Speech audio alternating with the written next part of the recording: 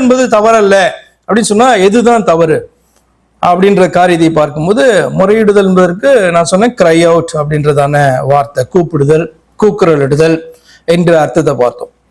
இந்த வசனத்துல இன்னைக்கு நம்ம பார்த்ததான யாக்கோபு நிருபத்திலே காணப்படுகிறதான 5ஆம் அதிகாரத்தில் காணப்படுகிறதான ஆலோசனை தியான வசனத்தின் படி நீங்க பார்ப்பீங்கன்னா அதுல என்ன போட்டிருக்குன்னா கிரம்பிள். அதனாலதான் நீங்க கவனிச்சீங்களான்னு தெரியல, தமிழ வாசித்ததுக்கும் இங்கிலீஷ்ல வாசித்ததுக்கும். தமிழ் எப்படி போட்டிருக்கு? முறை இடாதிருங்கள். ஆங்கிலத்துல do not grumble அப்படின்னு போட்டிருக்கு. அப்ப கிரம்பிள் என்கிற வார்த்தை பயன்படுத்தப்பட்டிருக்கு. அப்ப முறையிடுதல் இந்த சென்ஸ், கூப்பிடுதல், கிரை அவுட் தவறல்ல. ஆனால் சகோதரர் ஒருவருக்கொருவர் விரோதமாக முறுமுறுத்து அதன் நிமித்தம் முறையிடுதல் என்பது தவறு.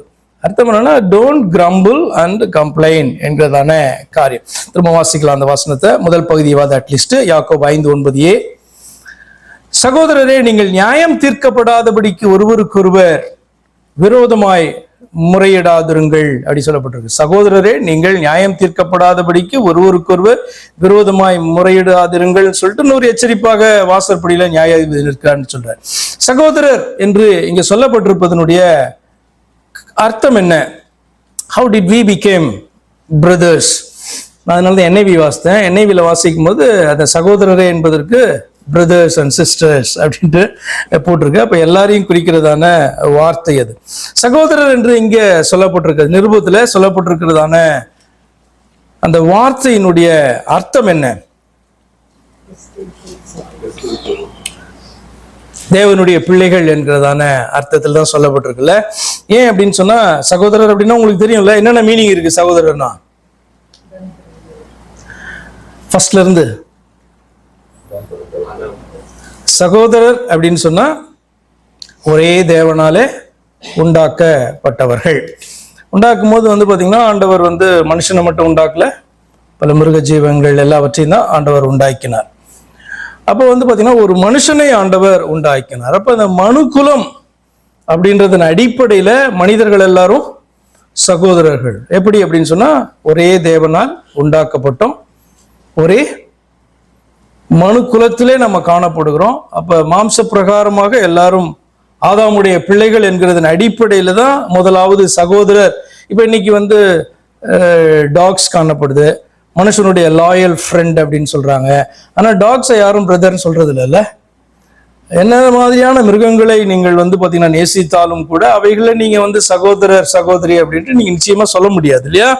அப்ப எதன் அடிப்படையில சகோதரர் சகோதரின்றது ஸ்டார்ட் ஆகுது அப்படின்னு சொன்னா, ஒரே தேவனாலே உண்டாக்கப்பட்டவர்கள், ஒரு மனிதனை உண்டாக்கினார், அவனுடைய சந்ததியிலே காணப்படுகிறோம் என்கிறதன் அடிப்படையில் தான் சகோதரர் என்கிறது ஃபர்ஸ்ட் அந்த வார்த்தை பாத்தீங்கன்னா காணப்படுது. அடுத்து அப்படியே பார்த்துட்டே வந்தீங்கன்னா சகோதரர் என்பதுக்கு என்ன அர்த்தம்?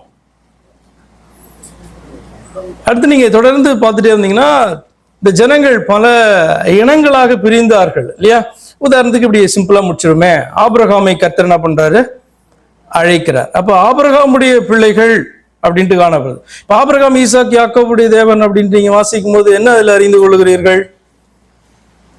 ஆபிரகாம் பெற்ற, ஈசாக்கு பெற்ற யாக்கோபுனுடைய பிள்ளைகள் அப்படித்தானே அறிந்து கொள்றீங்க. இல்லைன்னா ஆபிரகாம் பெற்ற இஸ்மவேலுடைய பிள்ளைகள் அப்படின்னு பார்க்க மாட்டீங்க, அது வேற இனமாயிடும். ஆபிரகாம் பெற்ற, ஈசாக்கு பெற்ற ஏசாவின் பிள்ளைகள் அப்படின்னா அது வேற இனமாயிடும் இல்லையா. அப்ப நீங்க சரியாக இதை புரிந்து கொள்ள வேண்டும். அப்போ ஒரு இனக்குழுக்களாய் காணப்படும் போது அவர்கள் சகோதரர்கள். இன்னும் அப்படியே குறுகி வந்தீங்க அப்படின்னு சொன்னா, ஒரு குடும்பம்னு எடுத்துக்கொள்ளும் போது அந்த ஒரு தகப்பனுக்கு பிறந்திருக்கிற பிள்ளைகள் பாத்தீங்கன்னா சகோதரர்கள்.